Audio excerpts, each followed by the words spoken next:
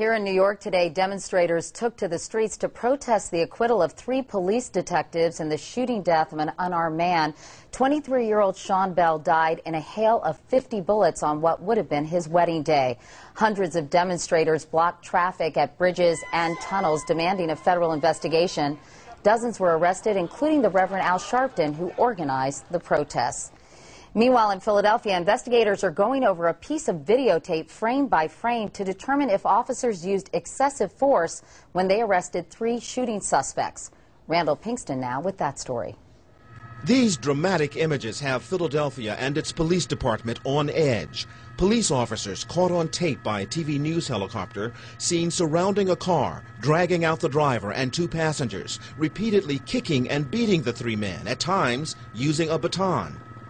None of us were out there dealing with 3 people who were just involved in a shooting of another 3 individuals out on a street corner. So as you can imagine, there's a lot more to this than just the video. The confrontation occurred just 2 days after Philadelphia Police Sergeant Stephen Lisbinski was killed. The suspect, Eric Floyd, got away.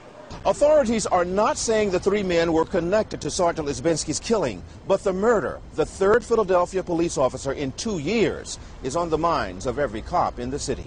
There's no excuse for us not conducting ourselves properly. There's a lot of stress, there's a lot of tension right now. Defense attorney Scott Perrine is a former prosecutor who represents the 3 men in the car. There's a big disconnect between saying an officer was murdered and therefore we're going to proffer this explanation and justification of a stressed out police force, a police force that's emotional.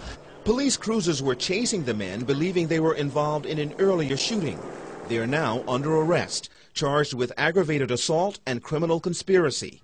The 15 police officers have been taken off the streets, placed on desk duty. Authorities are urging residents not to jump to conclusions and wait for the outcome of the investigation. Randall Pinkston, Philadelphia.